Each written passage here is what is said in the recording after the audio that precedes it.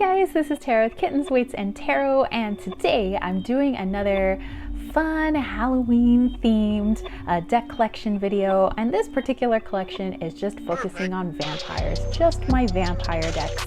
So I created a hashtag last week called hashtag 13 Halloween, so it was 13 Halloween based decks, or decks that kind of have that Halloweeny feel to it. And kind of branching off of that, I said that I would do maybe some collection videos where it was decks that were just my vampire decks, and maybe some that were just more spooky, ghosty decks, or maybe the stereotypical witch, type deck.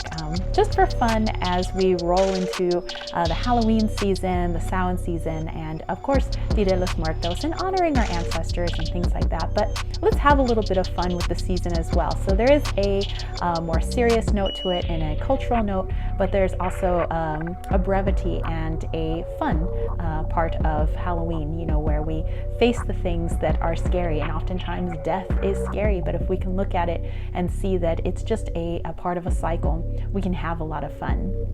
Okay, so without further ado, let's go ahead and dive into my vampire decks. And I do want to mention that I didn't have as many vampire decks as I thought I did. I had more gothic type, but that's not exactly vampire, that's just gothic. So let's go ahead and take a look at deck number one. And I mentioned this one in my 13 Halloween, my hashtag 13 Halloween decks. This is the Nosferatu Lenormand. And you guys might recognize Nosferatu from some silent films, those of you that maybe like to take a gander at certain silent films. Just get this here. Okay, so this was created by Crone's Bones, and I used this deck last year during my Halloween live chat, and I think I might use it again this year, so stay tuned for that. But anyway, these are the backs of the cards. Are the images. So a lot of stills that were taken from Nosferatu, the silent film.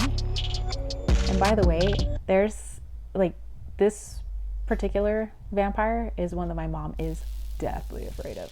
She just gets so creeped out by his giant pointy ears and his long creepy fingers. There he is. There's my homie. It's just interesting to see what my grandparents and my parents just find creepy. My mom finds Nosferatu creepy. My dad's scared of Swamp Thing, the creature from the Black Lagoon. Maybe not Swamp Thing. Swamp Thing was cool. That was more the 80s. But the creature from the Black Lagoon, my dad was super afraid of. My nana, she's afraid of the mummy. It's just silly. There you go. So that was the Nosferatu Lenormand to start us off on our vampire themed decks. All right. Moving right along to the Bohemian Gothic Tarot.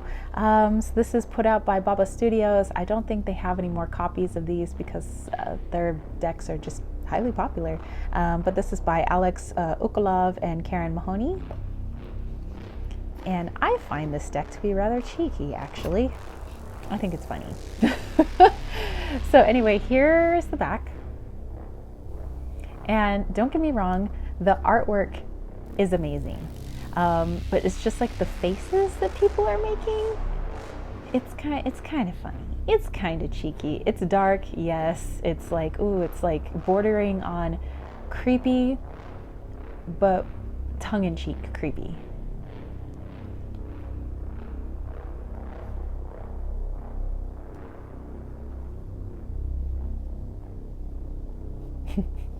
That guy looking very vampire. You got this vampire chick.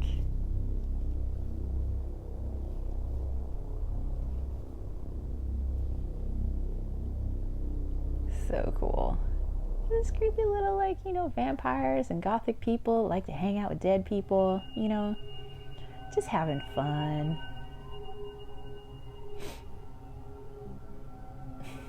This guy with the Nosferatu fingers. I mean,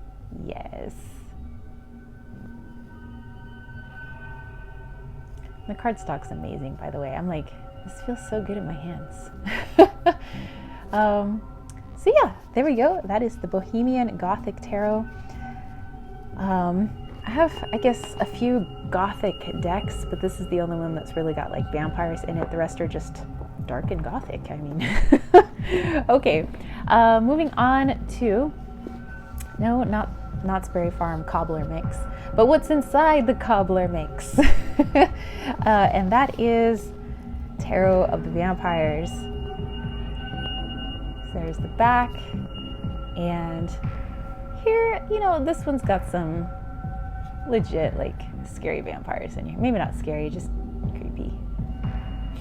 This was James's deck, and he felt like the vampires were always being very mean to him, and they always like had it out for him, and they're like giving him messages that were like just harsh, like all the time, like just wouldn't let up.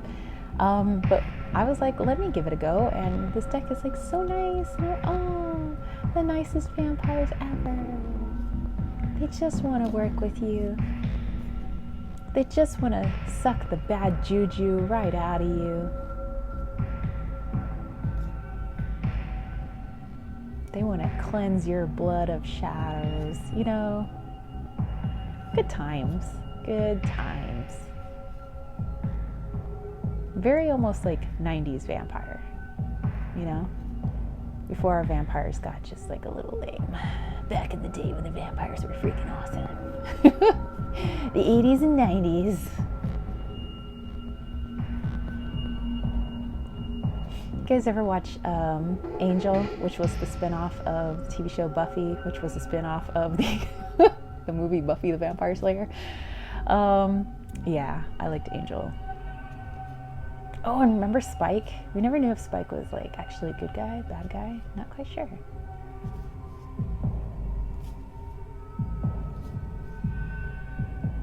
So yeah, there you go. That's Tarot of the Vampires. And hey, I only have one more deck here. Like I said, I didn't have very many vampire decks, but you know, a collection is a collection no matter how big or small.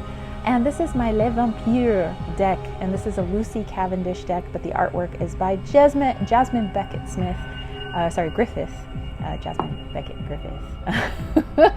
She does a lot of like the giant head, large eyes, but like they're not quite little girls. It's just an interesting artwork that I love a lot. So anyway, this is the back, and flipping it on over, heck yeah, got all kinds of creepiness. And this thing is actually alive. It's just a little skeleton doggy or something.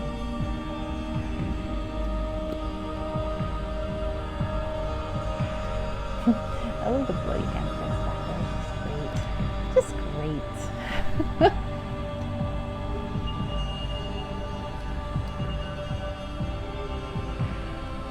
Maybe the next deck collection will be our like witches decks. You know, sometimes there's the stereotypical witch, but which never, you know, not every person that considers themselves like an actual witch runs around with a besom or broom and a pointy hat, which actually is cultural. So I'm talking the stereotypical witch. So some of the decks might be steeped in culture, but some of them maybe I'll find some more stereotype.